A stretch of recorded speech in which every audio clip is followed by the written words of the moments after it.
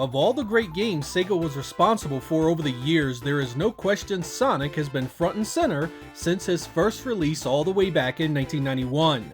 This year marks his 30th anniversary, so I thought I'd do a breakdown of my top 10 favorite games starring the little blue blur. I thought at first this would be easy, but after looking up all the games he's been in, it wound up being a lot harder than I first considered. To keep things simple, I excluded compilations, so each game is judged purely for what it offered on its own. Outside of that, this list considered dozens of games that have been released since the third generation of consoles, and let me tell you, I was pulled in many different directions when placing them. How well did they hold up today? How did they make me feel back then? It was a tug of war of nostalgia and modern sensibilities, and I had a lot of fun making this. This is likely gonna piss off some of you, but just know it's all in good fun, just my opinion, and I'd love to hear your list down in the comments. So let's get to it, my top 10 Sonic games.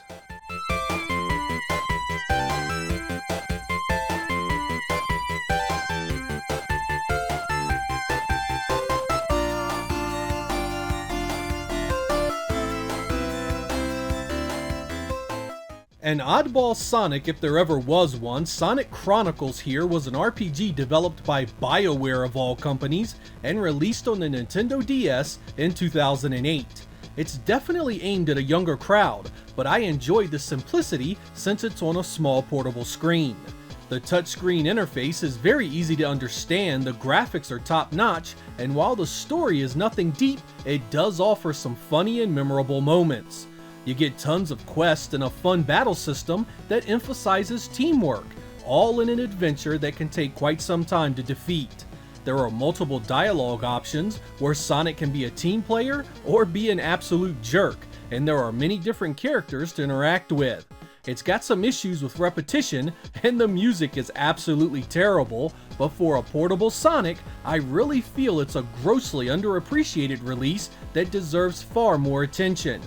I don't have a way to capture Nintendo DS footage, so I had to use trailers and emulation here, neither of which do this game any justice at all. I still can't believe Sega never turned this into a regular franchise. I mean, had it been given some time to evolve and mature, this could have become the premier series of the Sonic titles. Luckily, this one is still affordable, and I highly recommend giving it a chance.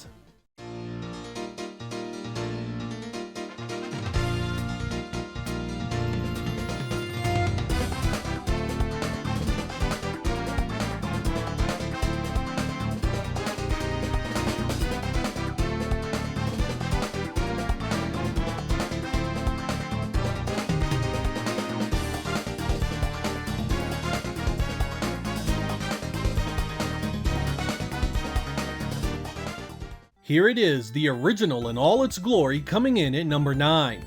Contrary to popular belief, I do not hate this game in the slightest. In fact, I play it often even nowadays. The first half of the game is incredibly fun, loaded with great sound and visuals, and earns its place here quite easily. I only had issues with the latter half of the game, and its stage design, which was nowhere near as fun as the opening levels. Despite that, I still consider this one of the better outings for Sonic, not just because it's so nostalgic, but because much of it is genuinely fun to play. It would be outclassed by its sequels quite a bit, but there is no question it still commands a large following of dedicated fans who absolutely love it. Since its initial release on the Genesis, it has been reissued more times than any other game in the history of the hobby, so you should have no issues finding a way to play it today. It can also be a solid challenge going after all the Chaos Emeralds thanks to those damn spinning bonus stages. The first Sonic has its issues, but it's no doubt the type of experience you not only fondly remember, but can still have a lot of fun with today.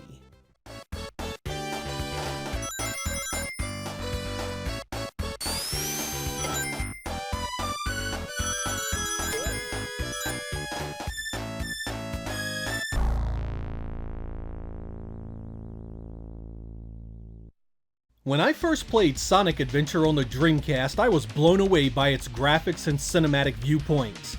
but as much as I enjoyed the overall experience, the gameplay had some issues that just kept it from being the type of game I return to again and again. Sonic Adventure 2 suffers many of those same issues, but everything here is so much more fun. The stages are better designed, the graphics stand out more, and it was just a better overall 3D adventure. In fact, among the Sonic releases, this is my favorite 3D outing for him by a mile. I enjoyed the good and evil gameplay features, and it has a 2-player option that really helped the replayability. There's a bunch to collect and unlock, and the stage variety is incredible. Shadow is a great villain, and I even enjoyed the crappy voiceovers for the characters. There's been numerous reissues in the years since, so it's out there if you've never played it. Outside of the Dreamcast original, I prefer the GameCube release, which was called Sonic Adventure 2 Battle and features numerous changes, upgrades, and additions. It's peak 3D Sonic in my book, and none of the games after even came close.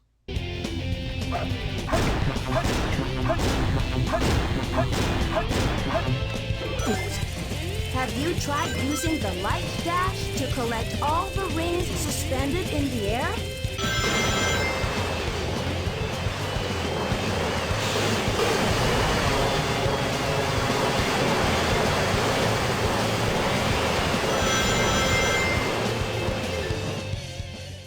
At a time when I was really down on the Sonic franchise after numerous disappointments, along came Sonic Generations. Combining a bunch of new and old ideas, it was a grand amalgam of 2D and 3D gameplay that worked incredibly well. It tugged at the old heartstrings while giving you enough new things to do to really hold your attention. It felt almost like a partial remake of some of your favorite games in the series, and that was more than enough for me.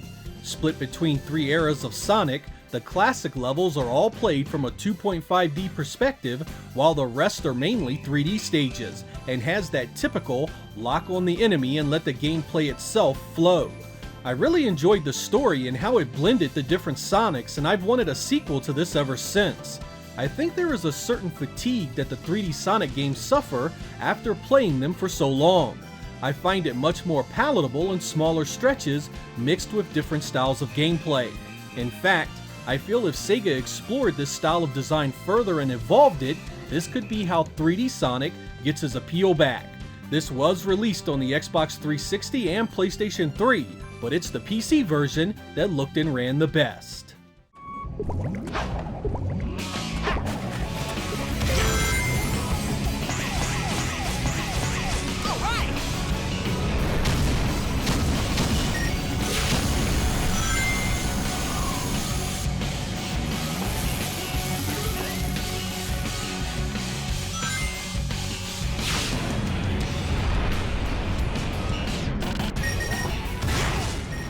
I wasn't originally gonna include this, but after some thought, this is as much a Sonic game as any of the other Polygon games in the series, so why the hell not?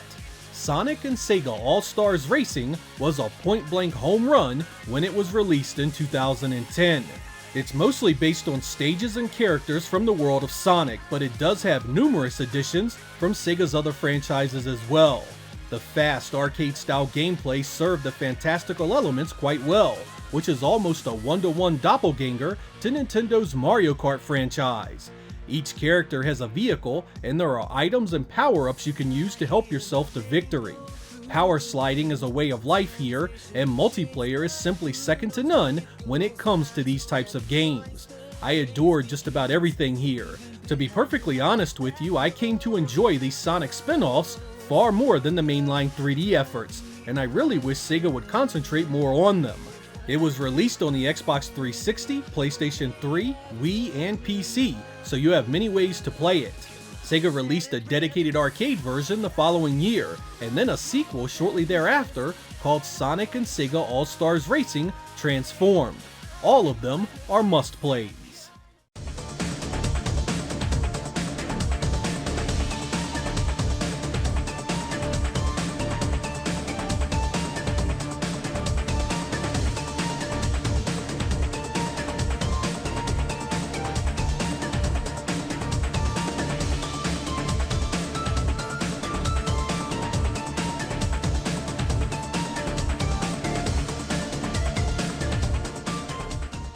Sonic & Knuckles was such a cool release in late 1994.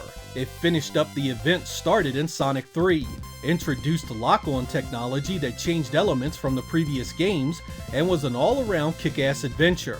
The ability to drop Knuckles into Sonic 2 was almost worth the price of admission alone, and most of the positive attributes of Sonic 3 moved over here much to my approval. It looks incredible, has some of the best music in the series, and you can play as Sonic, Tails, or Knuckles. Slap Sonic 3 onto it and you have a mammoth adventure that puts most 16-bit platformers to shame. Some will criticize the fact that it's just the second half of Sonic 3 and Sega charged you full price to finish the story, but that shortchanges this fully formed experience that stands on its own. It concluded the classic Sonic era, sending the series off with one heck of a bang.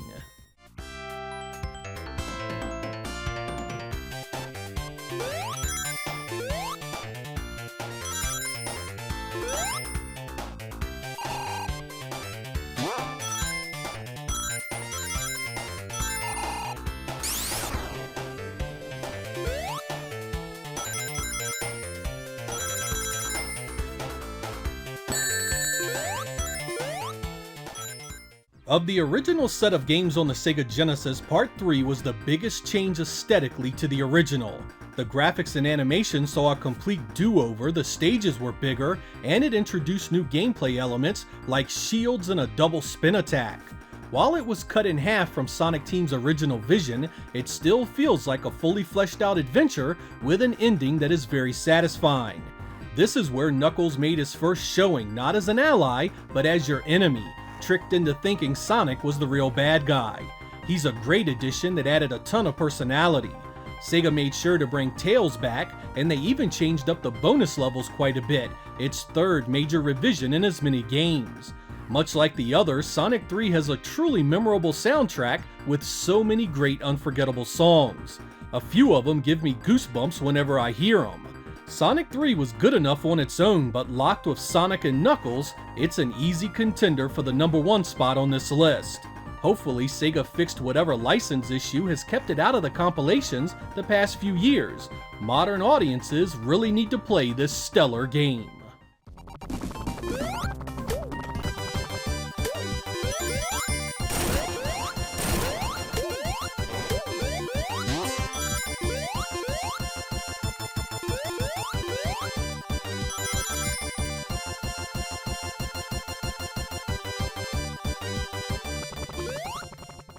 Sonic 2 holds such a strong place in my heart. It took so many of the problems I had with the first game and improved them, while doubling down on the things the first did well. Beautiful backgrounds, incredibly memorable music, and just an overall sense of grandeur that really showed off the hardware. The new spin dash was a godsend in the slower areas, allowing you to get up speed in an instant, something you really couldn't do in Sonic's maiden voyage. The addition of Tails added a new dimension, not only for multiplayer, but single player as well. Having a partner really changed the feeling of loneliness and isolation that set in during the original Sonic, and a friend even had a measure of control over him to help you out some. There was not a lot to dislike about it. It had the stage variety, the gameplay improvements, and the technical chops that a sequel needed to best the one before it. It holds up now as strongly as it did back then, a powerhouse of near-perfect game design. I really did love every minute of it. While it's true Sonic 3 and Knuckles are better games in a number of ways, Sonic 2 holds its own thanks to pure fun factor. It's on everything today, so there's no shortage of ways to play it.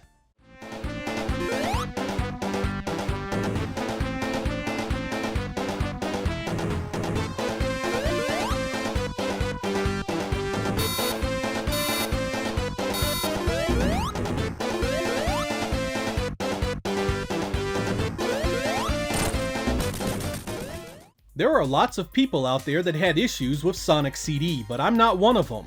Released for the Sega CD in 1993, I adored the large open stages, time travel mechanic, and the CD soundtrack, both the US and international versions of it. The opening cinematic got me pumped up and ready to play, and the challenge kept me coming back for more. I really enjoyed that it had its own look and feel. It was kinda like Sonic split into two universes, one that went on to become Sonic 2, and one that went on to become this.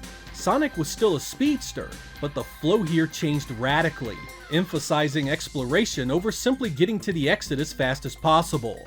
The addition of the pseudo 3D bonus stages was different, and your metallic nemesis was far more interesting than Dr. Robotnik. I kinda wish that Sonic CD had become its own series, focusing on time travel and the large, sprawling levels, giving those of us wanting a bit more to do in our platformers something to look forward to. No doubt part of my love for this was born thanks to being on a platform I craved more software for. When it landed on the Sega CD, it was a bright shining light in a sea of crappy full-motion video games and disappointing cartridge ports, making it something memorable and special. I still find it holds up extremely well if you learn to use the mechanics properly. Just running through the stages to see the end shortchanges the entire experience. Updated versions with both soundtracks and a widescreen presentation can still be played on the PC and Xbox One today.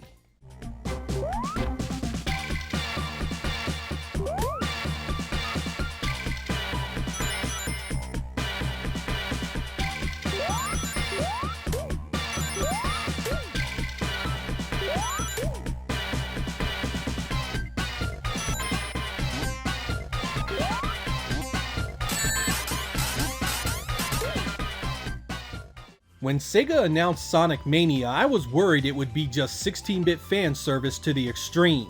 But you know what? It wound up being that, and so much more. While it does use the original Genesis releases for much of its inspiration, the level of sights and sounds here could never have been achieved on that hardware. You get color, visual effects, and animation well beyond the 4th generation of consoles. But the best part is that the gameplay is really well done. The stages are fast and well thought out, paying homage to the old while adding plenty of newness at the same time. The deeper you get in, the more challenging and beautiful an experience it becomes, making it the best 2D Sonic I personally have ever played. A bunch of familiar faces make a return, and there was a Sonic Mania Plus add-on that featured a few more. Sonic never looked or played as well as it does here. The high-energy presentation is a home run for retro gaming, and pays proper homage to a series of games that deserve nothing less. There's a few extra gameplay modes to mess with, and there are numerous unlockables to keep you coming back for more. If there's any justice in this world, Sega will hand the keys to the kingdom to the developers many more times in the future. Sonic fans have desperately wanted a return to this level of quality since 1994, making Sonic Mania a dream come true.